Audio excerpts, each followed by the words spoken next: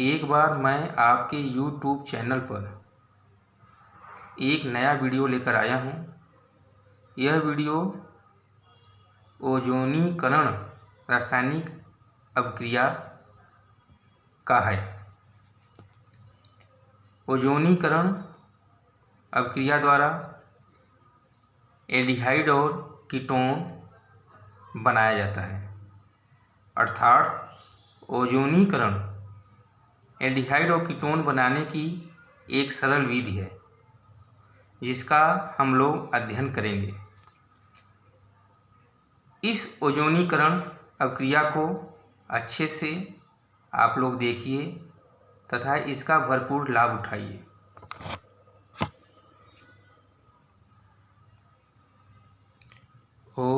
ओजोनीकरण या इसे ओजोनी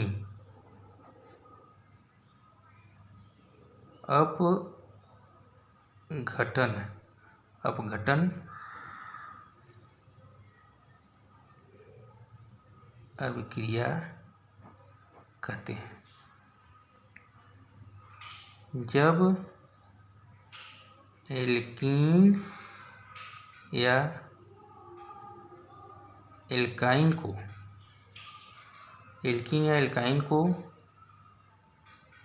अक्रिय विलायक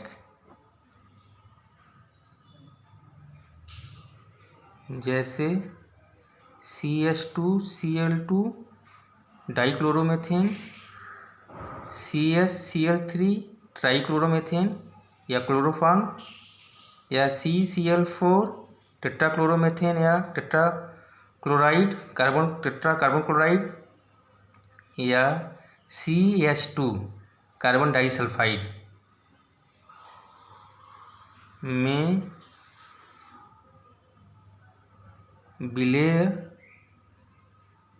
करके कम ताप लगभग 192 से 200 केल्विन पर ओजोन गैस प्रवाहित करते हैं तो एल्कीन ओजोनाइड या एल्काइन ओजोनाइड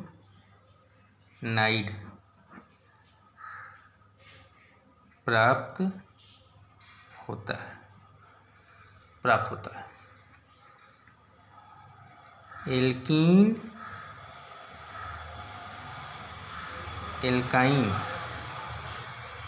ओजोनाइड को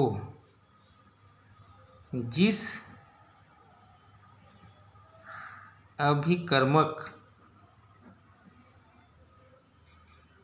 द्वारा वियोजित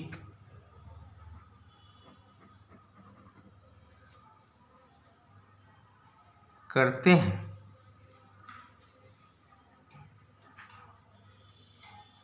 इस प्रक्रिया को ओजोनीकरण या ओजोनी अपघटन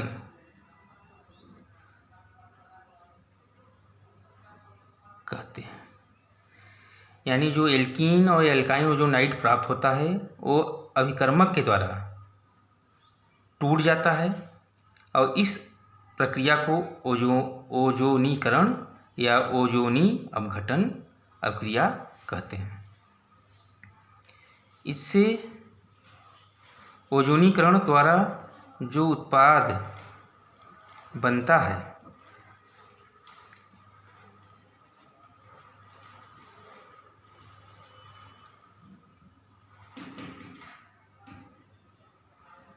एल्डिहाइड कीटोन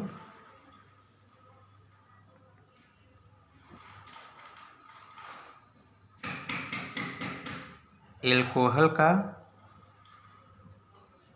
मिश्रण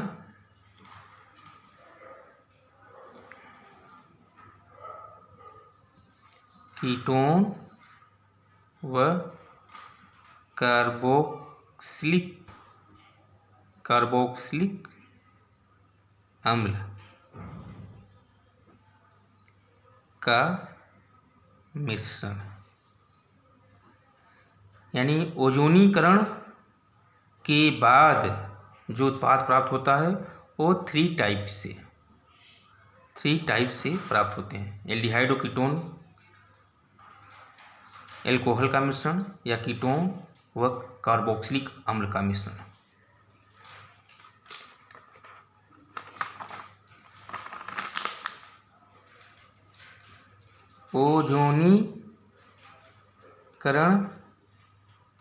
ओजोनीकरण दो माध्यम के द्वारा होता है। पहला माध्यम रिडक्टिव, जिसे अपचयन ओजोनीकरण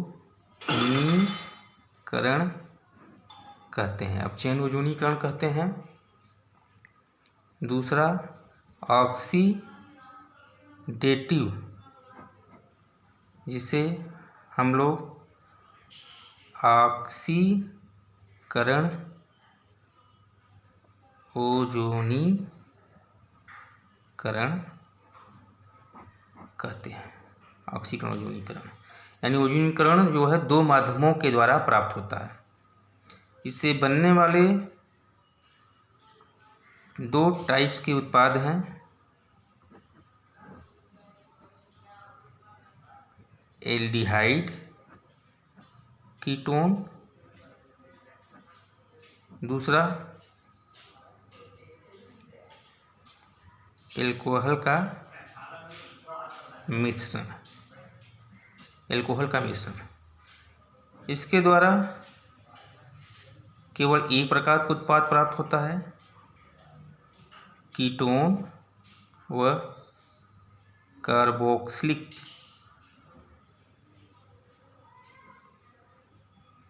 अम्ल का मिश्रण।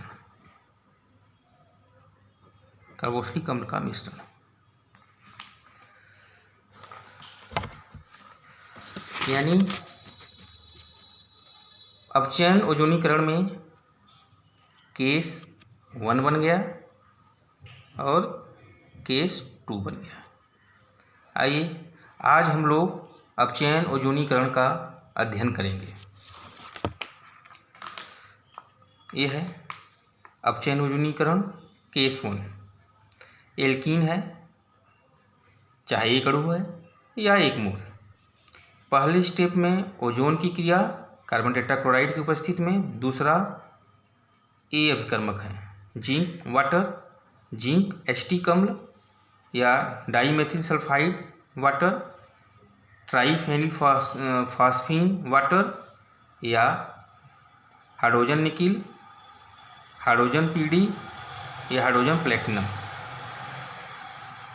इन अभिकर्मक में से किसी अभिकर्मक का उपयोग हम कर सकते हैं। यूपी बोर्ड के प्रायः बुक में जेडन और वाटर का प्रयोग किया गया है, इसलिए हम लोग इस अभिकर्मक का प्रयोग करेंगे। इसके अलावा इनमें से किसी का भी हम प्रयोग करेंगे तब भी अपचयन ओजोनीकरण अभिक्रिया कहलाएगी। यानी पहले स्टेप में ओजोन की क्रिया, दूसरे स्टेप में इस अभिकर्मक से क्रिया। यानी जो ओजोनाइड बनता है वो टूटता है तो कार्बोनिल यौगिक प्राप्त होता है। कार्बोनिल यौगिक किसको कहते हैं? एल्डिहाइड और कीटोन। सम्मित या असम्मित एल्डिहाइड या असम्मित कीटोन या एल्डिहाइड और कीटोन का मिश्रण या 2 से भी अधिक एल्डिहाइड और कीटोन का मिश्रण प्राप्त होता है। इस प्रकार के जो उत्पाद बनते हैं अपचयन ओजोनीकरण के द्वारा, वह एल्कीन की संरचना पर निर्भर करते हैं कि एल्कीन की संरचना कैसी है। तो एल्कीन है तो इसकी भिन्न भिन्न संरचनाएं होती हैं। और भिन्न भिन्न प्रकार के एल्कीन होते हैं, उनके आधार पे ए उत्पाद प्राप्त होता है। ये केस 1 हो गया। यानी अगर ओजोन के साथ ए अभिकर्मक है तो अपचयन ओजोनीकरण अभिक्रिया कहलाएगी। ये केस 1 है। केस 2 में ए भी अपचयन ओजोनीकरण है। एल्कीन पहले स्टेप में ओजोन्स की क्रिया कार्बन टेट्राक्लोराइड की उपस्थिति में, अब यहाँ पे अभिकर्मक बदल गया। दूसरा स्टेप लिथियम एल्युमिनियम टेट्राहाइड्राइड इस अभिकर्मक को कहते हैं, और इसे सोडियम बोरो टेट्राहाइड्राइड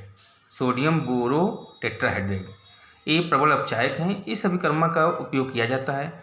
तो पहले स्टेप में एल्डिहाइड और कीटोन ही प्राप्त होता है, जो पहले केस में प्राप्त होता है। एल्डिहाइड और कीटोन प्राप्त होता है, कार्बोनिल यौगिक प्राप्त होता है, और यह जो है इस प्रबल अपचायक के कारण अपचयित होकर एल्कोहल बनाता है, यानी एल्कोहल का मिश्रण बनाता है। तो आज हम लोग केस 1 का अध्ययन करेंगे।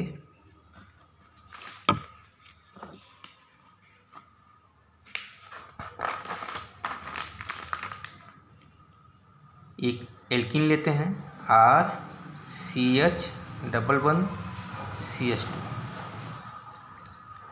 ओजोन की क्रिया कार्बन टेट्राक्लोराइड की उपस्थिति में, इसकी जगह पे कोई और अक्रिय विलायक ले सकते हैं। डाइक्लोरोमेथेन भी ले सकते हैं, ट्राइक्लोरोमेथेन भी ले सकते हैं, कार्बन डाइसल्फाइड भी ले सकते हैं।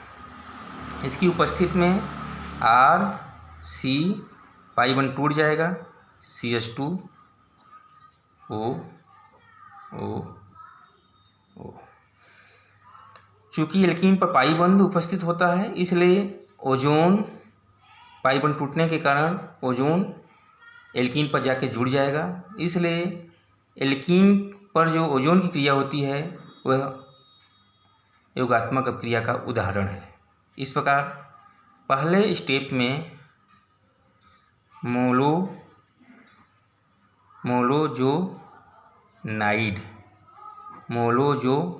प्राप्त होता है, और इसका तुरंत रीअरेंजमेंट,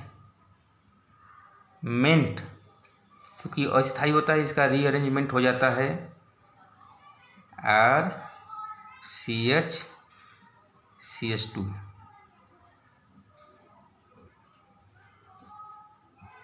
रीअरेंजमेंट हो जाता है और एल्कीन ओजोनाइड प्राप्त होता है। यही मुख्य उत्पाद है, इसी से अपक्रिया होगी। तो ये एल्कीन है। एल्कीन से कैसे ओजोन अक्रिय विलायक की उपस्थिति में क्रिया करता है, मोलोजोनाइड प्राप्त होता है, और अनस्टेबल होने के कारण इसका रीअरेंजमेंट हो जाता है और एल्कीन ओजोनाइड प्राप्त होता है, जो मेन उत्पाद है। और इसी पे अभिकर्मक ZN और वाटर का प्रयोग करते हैं, यानी अपचयन ओजोनीकरण हो रहा है केस 1 के द्वारा। तो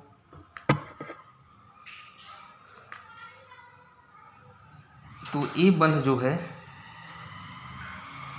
टूट जाएगा और ये बंध टूट जाएगा। अकेला ऑक्सीजन जो है वाटर के साथ मिलकर हाइड्रोजन पेरोक्साइड बनाएगा, और RCHO अलग हो जाएगा और CH2O अलग हो जाएगा। इस प्रकार जो उत्पाद बना RCHO प्लस CH2, जिसको हम लोग फार्मेल्डिहाइड CHO कहते हैं, फार्मेल्डिहाइड कहते हैं, और प्लस H2O2 प्राप्त हुआ। और H2O2 एक दुर्बल ऑक्सीकारक है। वे पदार्थ जो किसी भी रासायनिक अभिक्रिया में ऑक्सीजन निकालते हैं या हाइड्रोजन ग्रहण करते हैं, यानी उन पदार्थों का अपचयन होता है, इसलिए ऑक्सीकारक कहलाते हैं। हाइड्रोजन पेरोक्साइड से ऑक्सीजन, नवजात ऑक्सीजन निकलेगा और वाटर बनेगा, जल बनेगा। नवजात ऑक्सीजन निकलेगा और जल बनेगा, और नवजात ऑक्सीजन तुरंत जिंक धातु से क्रिया करके जिंक ऑक्साइड बनाएगा। इस प्रकार ZnH2O2 इसका तुरंत ऑक्सीजन निकलेगा, यानी ऑक्सीकारक है, ऑक्सीजन निकलेगा, जिंक ऑक्साइड बन जाएगा और प्लस वाटर बन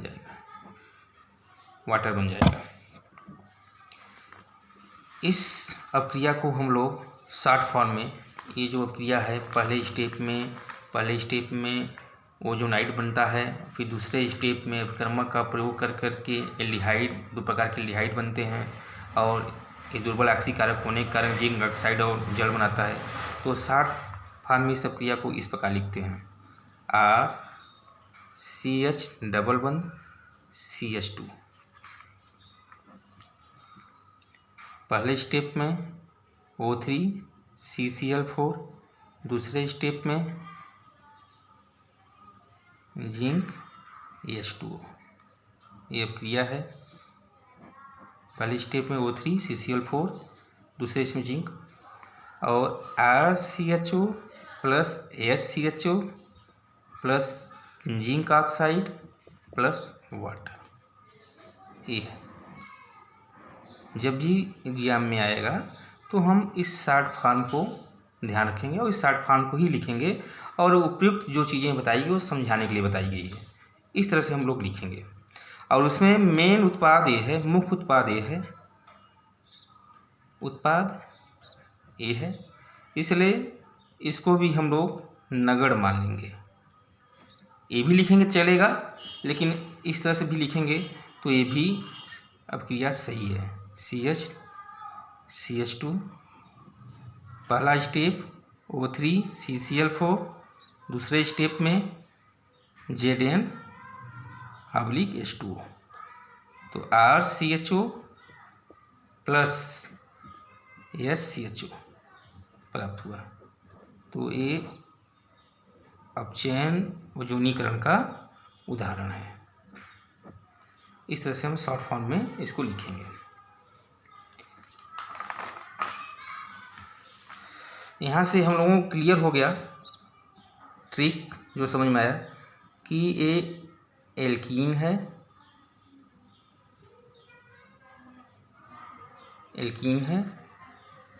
और O3CCl4, दूसरे स्टेप में ZnH2 अगर कहीं लिखा हुआ है तो इसे हम मान लेंगे कि एल्कीन का अपचयन ओजोनीकरण हो रहा है।